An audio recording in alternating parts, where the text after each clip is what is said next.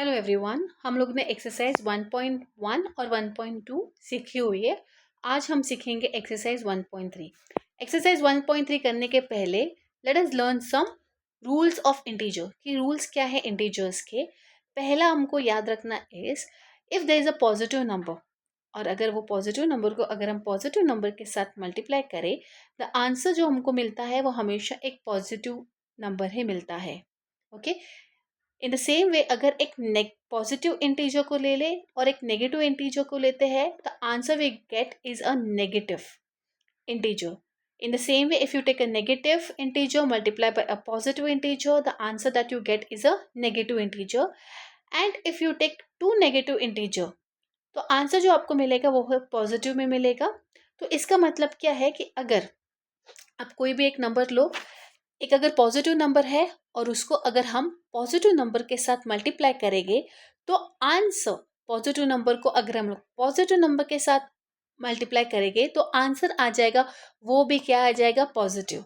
Okay, पर अगर एक नंबर नेगेटिव है और दूसरा नंबर पॉजिटिव है, ठीक है,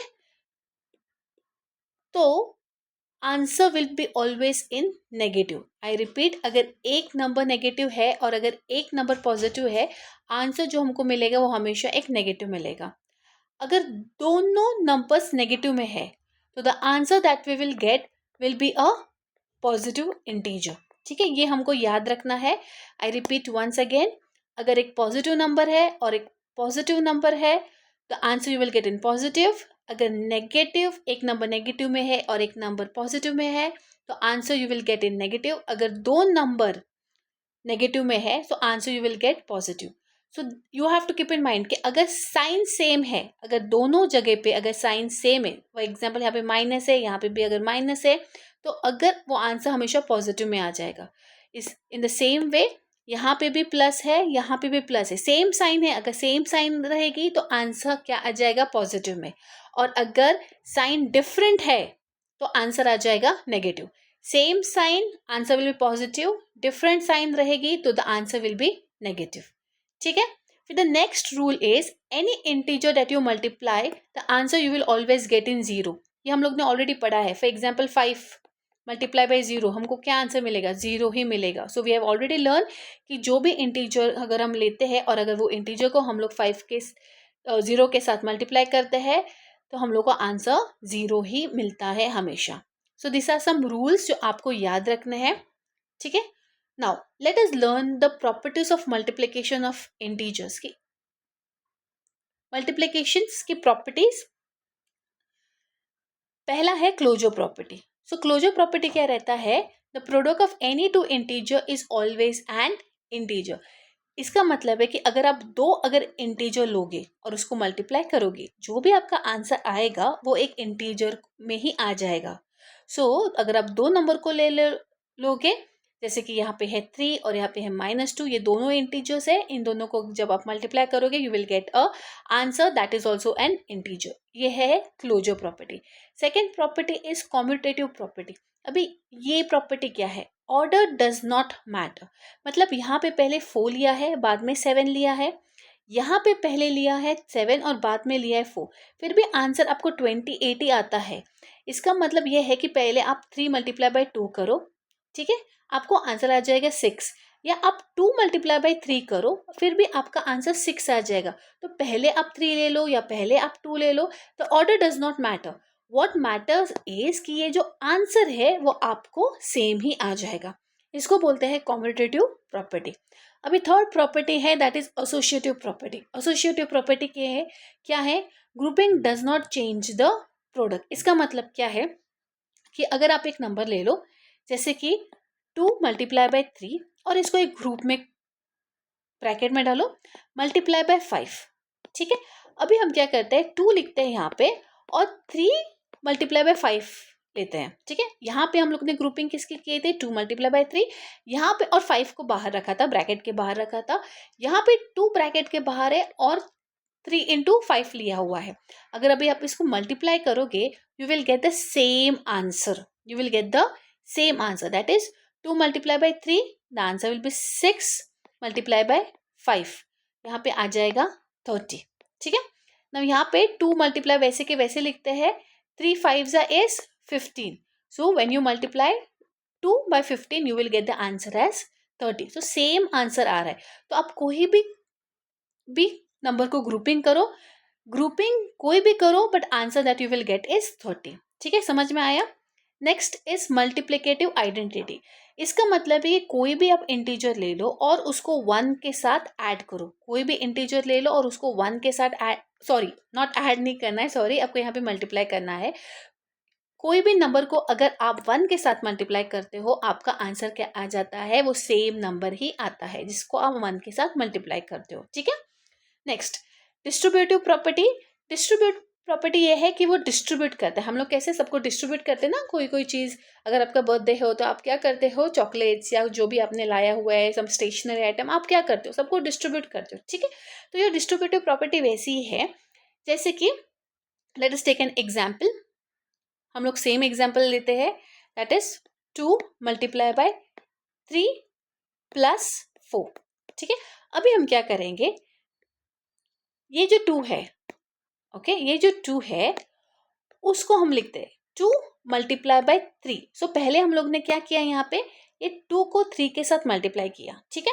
इसके बाद ये जो प्लस साइन है वो हम लोग वैसे के वैसे लिखेंगे और अभी 2 को 4 के साथ मल्टीप्लाई करेंगे, दैट इज 2 मल्टीप्लाई बाय 4. ठीक है. क्या किया हम लोग ने यहाँ पे, पहले हम लोग ने क्या किया, पहले हम लोग ने 2 को 3 के साथ मल्टीप्लाई किया, यहाँ पे लिख दिया. ये जो प्लस साइन है वो वैसे की वैसे लिखी और उसके बाद हम लोग ने क्या किया, 2 मल्टीप्लाई बाय 4 किया. ठीक है, क्लियर, ऑलराइट. चलो, तो let us solve the sum now. अगर आप उस सम को सॉल्व करोगे, alright, let me just erase this ताकि आपको कंफ्यूजन ना हो. ओके, चलो, let us solve the sum now. यहाँ पे 2 को हम लोग वैसे के वैसे लिखेंगे, दैट इज 2 मल्टीप्लाई बाय, इसको ऐड करते हैं, 3 प्लस 4 इज नथिंग बट 7. ठीक है. नाउ 2 7 14, आ गए हम लोग को 14.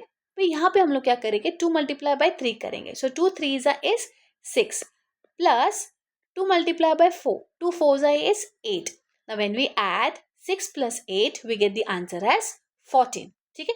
तो इसका मतलब क्या है कि अगर आप ऐसा लिखो या आप ये डिस्ट्रीब्यूट करके लिखो, you will get the same answer. इसको बोलते हैं हम डिस्ट्रीब्यूटिव प्रॉपर्टी. ठीक है, समझ में आया. Alright, now let us go to the exercise now 1.3. Exercise 1.3 हम लोग आज के वीडियो में हम लोग सिर्फ ये एक्सरसाइज 1.3 का क्वेश्चन नंबर 1 पढ़ेंगे. सो फर्स्ट क्या दिया हुआ है, 7 मल्टीप्लाई बाय 35. अभी यहाँ पे क्या करना है आपको इज, फर्स्ट 7 मल्टीप्लाई बाय 35. ठीक है. तो आप पहले 7 को 35 के साथ मल्टीप्लाई करोगे. आप यहाँ पे 7 को 35 के साथ मल्टीप्लाई करोगे. So let us multiply 35 multiply by 7. So 7 5s is 35, 5 and 3 will be your carry over. 7 3s are 21, 21 plus 3 is 24. So you are getting the answer as 245. पर यहाँ पे माइनस साइन है और यहाँ पे प्लस साइन है. So plus and minus. Now यहाँ पे हम लोग ने क्या सीखा था कि अगर डिफरेंट साइन है तो answer will be in negative. तो यहाँ पे हम लोग माइनस साइन देंगे. ठीक है, समझ में आया फर्स्ट सम. ठीक है, let us solve the second sum. Second sum is -13 multiply by -15.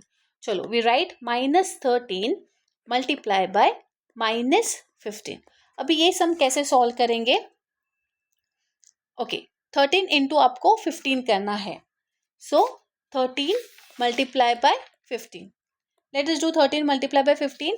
जब आप 13 मल्टीप्लाई बाय 15 करोगे आपको आंसर मिलेगा 195.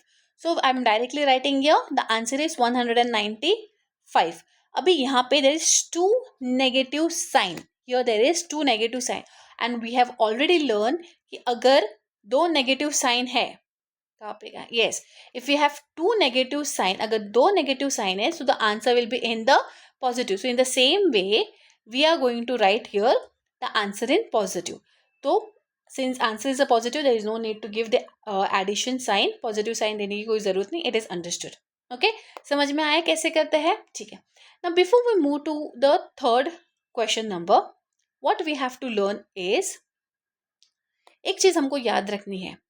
कि अगर यहाँ पे ऐसा नंबर है -2 मल्टीप्लाई बाय -2 मल्टीप्लाई बाय -3, ठीक है ना। अभी हम लोग ने क्या पढ़ा था कि अगर माइनस माइनस साइन आता है सो दैट बिकम्स पॉजिटिव, पर यहाँ पे भी माइनस साइन है।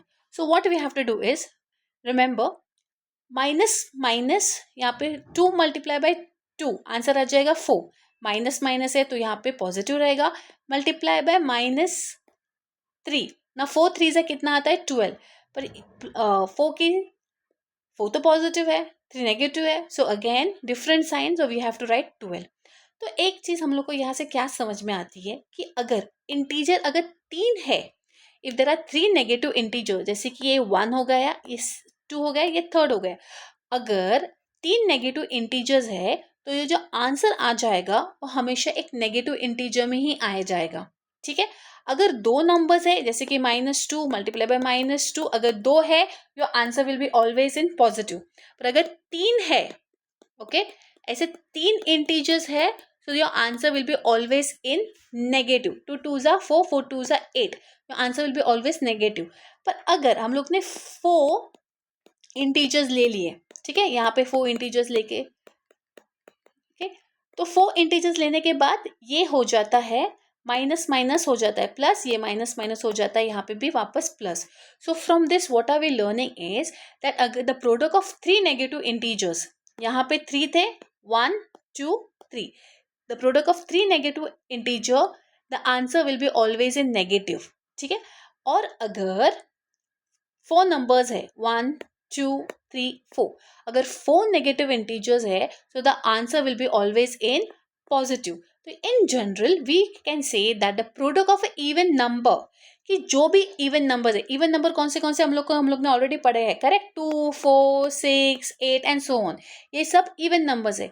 तो अगर the product of an even numbers of negative integer is a positive integer, इसका मतलब क्या है कि अगर नेगेटिव नंबर्स है, जैसे कि यहाँ पे 1 and 2, दो इंटीजर्स थे, दो नेगेटिव इंटीजर्स है, तो आंसर हमको क्या मिला, पॉजिटिव में मिला। आंसर हमको किस में मिला है, पॉजिटिव में मिला है।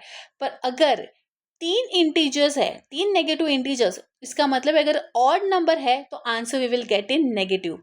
यहाँ पे भी इन द सेम वे 4 थे, तो 4 is an even number, 4 negative integers थे, correct, and 4 is a even number, तो हमको आंसर किस में मिला, पॉजिटिव में मिला, ठीक है। तो आई रिपीट वंस अगेन, अगर even numbers of negative integers है तो आंसर हमेशा पॉजिटिव इंटीजर में आ जाएगा, और अगर the product of odd negative numbers है, ठीक है, तो फिर आंसर आ जाएगा नेगेटिव इंटीजर में, ठीक है, क्लियर। चलो let us do the third some now. Now your third sum is -12 multiplied by -11 multiplied by -10. So now यहाँ पे वापस क्या है, 3 नंबर्स है, ठीक है। चलो let us solve the sum, that is -12 multiplied by -11 multiplied by -10, ठीक है। तो पहले we multiply this, that is 12 multiplied by 11. So 12, whenever we multiply 12 by 11, what is the answer, 132. तो इन दोनों का आंसर हम लोग को क्या मिलता है, 132। और सिंस इट इज दो नेगेटिव नंबर्स है, यहाँ पे दो नेगेटिव नंबर्स है, that is why we write positive, ठीक है, आंसर आ जाएगा positive. Multiply by -10, now it is very easy, 132 multiply by 10, the answer you will get that is 1320। Now यहाँ पे एक नंबर पॉजिटिव में है, एक नंबर नेगेटिव में है, so there is a different sign, so your answer will be in negative, ठीक है। और हम लोग ने अभी भी पढ़ा भी है कि दिस इज ऑड नंबर्स, एक फर्स्ट सेकेंड थर्ड, 3 नंबर्स आए हैं यहाँ पे, 3 नेगेटिव नंबर्स आए हैं, so the answer will be in negative, clear, ठीक है। Now let us go ahead, we will do the fourth sum, ठीक है। Now the fourth sum is -13 multiplied by 0 multiplied by -24.